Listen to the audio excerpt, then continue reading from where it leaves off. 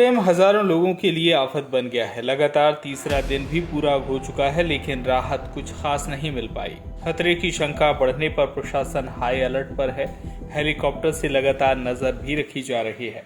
प्रदेश कांग्रेस अध्यक्ष कमलनाथ के निर्देश पर विधायक दल भी मौके पर पहुंचा और कार्य में भ्रष्टाचार के आरोप लगाए। मौके पर पहुंचे प्रशासनिक अधिकारियों की टीम द्वारा प्रभावित गांव से लोगों को बाहर किया गया। कुछ लोग पुलिस के डर से पहाड़ों और पेड़ों पर जा बैठे। पहले प्रभावित लोगों को, फिर पशुओं को सुरक्षित जगह पहुंचाया गया। फिलहाल राहत की कोई खबर नहीं है। मौके पर फिलहाल आला अधिकारी सहित बड़ी संख्या में प्रशासनिक अधिकारी और तमाम एजेंसियों का बल मौजूद है। राहत कार्य जारी है। लगातार 3 दिन से चल रही डैम के साइड में खुदाई आज भी बदस्तूर जारी रही। क्या है, विकास के नाम पर भूले ही भूले जा रहे हैं। आज कई मुद्दों में, जैसे यहाँ पूरा ये आदिवासी क्षेत्र है, पहले तो बांध बनते के पहले पुनर्वास की योजना बननी थी, वो भी नहीं बनी है और आदिवासियों को विस्थापित किया गया। ये है मध्य प्रदेश की नीति, जिसके लिए हम लड़े। इधर फोटो लगाया है, वो बता रही हूँ, क्योंकि बरगी के हमारे संघर्ष से दिग्विजय सिंह के समय ये नीति बनी थी और इस नीति में काफ़ी अच्छी बातें हैं। वन भूमि करने वाले और राजस्व भूमि पर कष्ट करने वाले भेदभाव नहीं किया जाएगा, लेकिन यहाँ न उनको मुआवजा मिला है, न सभी को पट्टे मिले हैं, न सामूहिक वन अधिकार। मध्य प्रदेश की यही तो स्थिति है। महाराष्ट्र के बाद कुछ अलग है। दूसरा तो पुनर्वास के स्थल कहाँ है, हमको दिखाने चाहिए ना। दोनों विधायक खड़े हैं, उनका हक है पूछने का, और वहाँ भूखंड होने चाहिए, सुविधाएं होनी चाहिए, वो नहीं है। और अब जो बांध जल्दीबाजी में बना है, अब कुछ 20% हिस्सा बांध का पक्का और बाकी सब मिट्टी का, ये तो पहली बार देख रहे हैं। हमको जब तक कि डीपीआर नहीं मिलता है, मंजूरी पत्र नहीं मिलते हैं, इसके एस्टिमेट्स नहीं मिलते हैं तब तक, और इकोनॉमिक अप्रेजल, लाभ हानि का ब्यौरा नहीं मिलता है, तब तक ये बांध सही में विकास है कि विनाश है ही कह नहीं सकते हैं। पर इसमें ये जो काली कॉटन की, ब्लैक कॉटन सॉइल लगी है, ये खतरनाक ही है। ये तो पानी ऐसी खींचने वाली सॉइल है, निमाड़ की धरती यही है। तो क्या यही है मूल बांध की योजना में? इसमें पिचिंग करना था बोल रहे हैं और वो नहीं हो पाया। तो क्या प्लानिंग नहीं था? टाइम बाउंड प्लान बनना चाहिए कि बरसात आएगी, सबको मालूम है। और आज तो इतना क्लाइमेट चेंज है कि कभी बाढ़ आती है, कभी सूखा आती है, तो उस समय तक क्या काम पूरा होना चाहिए। नहीं हुआ तो 1 साल बाद आगे जाता, विस्थापितों का पुनर्वास हुए बिना उनको नहीं हटाते, और ये भी पूरा काम पूरे बिना बारिश नहीं आता। लेकिन ये सब हुआ है। अब जो नीचे वास के आदिवासी है, उनको हम मिलके आए, तो उन लोगों को खुद की ताड़पत्री लगाकर ऊपर रहना पड़ रहा है। ये है ऊपर जो दिख रहे हैं वो विस्थापित परिवारों के है ना, लेकिन वहाँ अभी भी महिलाएं नीचे से पानी उठा कर ले जा रही है। क्यों भाई? अपन से मिले, उनके मवेशी नीचे है, उनके कुकड़ा नीचे है। आदिवासी का केवल घर नहीं होता ना, उसका परिवेश होता है, और वही तो उसके शान और समृद्धि का हिस्सा है, आजीविका का हिस्सा। अब अगर उनकी जमीन में जहाँ मकई खड़ी है, जहाँ कपास खड़ी है, जहाँ सोयाबीन बोया हुआ है, वहाँ अगर पानी भरेगा तो कैसे चलेगा?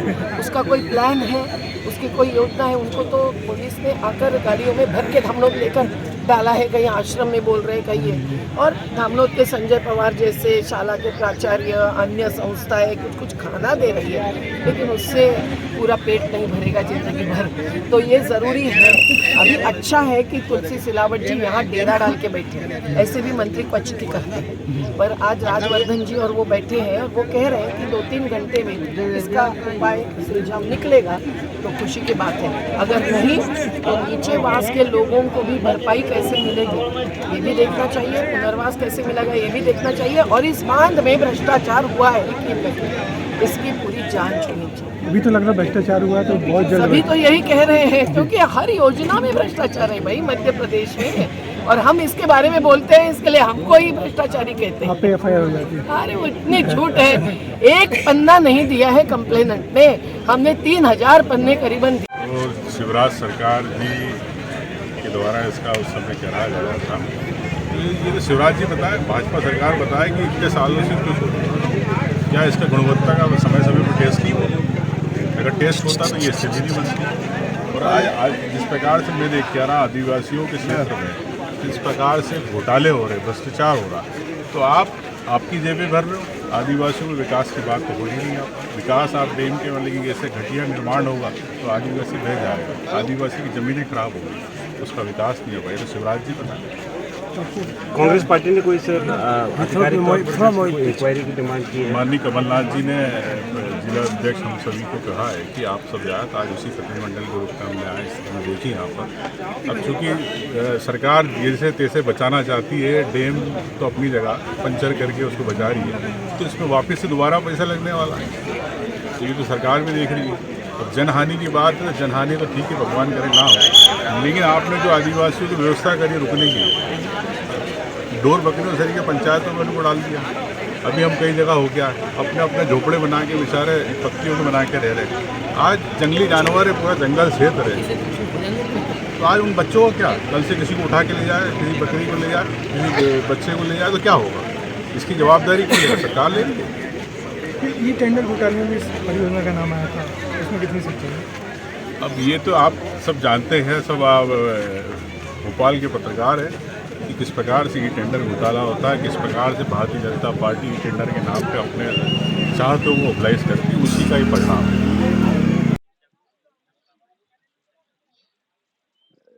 देखो, ये जो मध्य प्रदेश सरकार के भ्रष्टाचार की ये जो आईना दिखाई दे रहा है, जो कारम नदी पे जो ये डैम बनाया और मिट्टी का डैम बना दिया गया है पूरा 300 करोड़ रुपए में, और ये इसकी गहन जांच होनी चाहिए और इसमें जो शामिल है ऊपर से नीचे तक जो भी भ्रष्ट अधिकारी है या सिस्टम में बैठे जो भी व्यक्ति हो, इसके ऊपर कड़ी से कड़ी कार्रवाई होनी चाहिए। ये मध्य प्रदेश सरकार को, माननीय मुख्यमंत्री जी को, उसके विभागों में क्या भ्रष्टाचार हो रहा है ये आईना दिखाई दिया है। इस डैम के माध्यम से जो मिट्टी इस पानी में ढह रही है और निश्चित ही बिना मुआवजा दिए आदिवासी भाइयों को जबरन विस्थापित कर दिया गया, उनको ये जल जंगल जमीन से उनको बेदखल कर दिया गया। एक तरफ माननीय मुख्यमंत्री जी कहते हैं कि हम आदिवासियों के हितैषी हैं और दूसरी तरफ आदिवासियों को बिना मुआवजा दिए, बिना पुनर्वास किए, बिना उनकी सुरक्षा और संरक्षण किए उनको विस्थापन किया जा रहा है। ये आदिवासियों के साथ, प्रदेश के 2 करोड़ आदिवासियों के साथ ये बर्बरता और अत्याचार है। ये माननीय मुख्यमंत्री शिवराज सिंह चौहान जी के संरक्षण में हो रहा है और अगर जल्द कदम नहीं उठाए गए तो निश्चित ही इसका जवाब पूरा आदिवासी समाज देगा।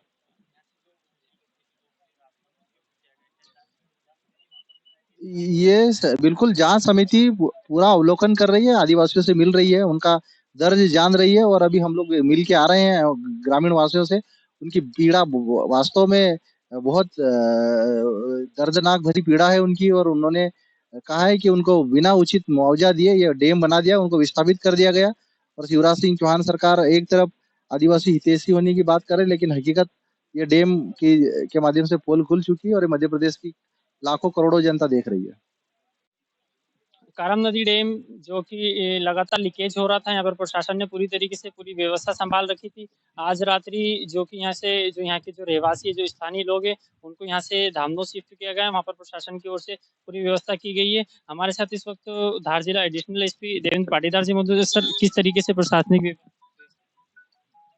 नहीं, जो ये डैम का रिसाव और उससे संबंधित जो समस्या है, उसको देखते हुए जो डाउन स्ट्रीम के जितने गांव हैं, लोगों को हाई अलर्ट से विगत 2 दिनों से भी मुनादी के माध्यम से, व्यक्तिगत एक व्यक्ति को समझाइश के माध्यम से पुलिस प्रशासन और अन्य प्रशासनिक अमला लगातार कर रहा है। और अभी भी उसकी गंभीरता को देखते हुए ये सारे प्रयास किए जा रहे हैं कि कोई भी मवेशी हो, व्यक्ति हो या अन्य कोई जनजीवन हो, वो सुरक्षित स्थान पर पहुंच जाए। इसी प्रयास को लेके सारे प्रयास, ये कदम उठाए जा रहे हैं। सर, देखा ये जा रहा है कि लोग पुलिस के डर से इधर-उधर छुप रहे हैं, कोई पहाड़ी पे छुप रहा है, कोई झाड़ी पे छुप रहा है, तो उसके लिए क्या पुलिस? नहीं, हर एक व्यक्ति को कन्विंस करने की कोशिश कर रहे हैं, समझाइश के माध्यम से ही रहते हैं। उन लोगों को कहीं भ्रम रहता है तो उस स्थिति में उनको अवगत भी करा रहे हैं कि पानी का जब बहाव आएगा तो वो उनकी जिंदगी खतरे में पड़ सके, उसको मान भी रहे और कुछ इस तरह की व्यवस्थाओं में योगदान देते हैं तो उनको ठीक तरीके से समझाइश भी दी जा रही है। तो जिस तरीके से आप देख सकते हैं कि यहाँ पर प्रशासन का एक बड़ा अमला यहाँ पर मौजूद है और यहाँ पर जो है कि यहाँ के जो लोग हैं उनको समझाइश भी दी जा रही है। लोग हालांकि कुछ लोग यहाँ से जाना नहीं चाहते, उनके जो मवेशी है, जो उनके जो पशु हैं, वो भी यहाँ पर हैं, उनको भी प्रशासन के द्वारा हटाने की अब जो व्यवस्था की जा रही है। अब देखना ये होगा कि आगे क्या कुछ होता है और प्रशासन किस तरीके से यहाँ की जो जनता है उनको समझा पाता है। धर्मपुरी से जफर अली की रिपोर्ट।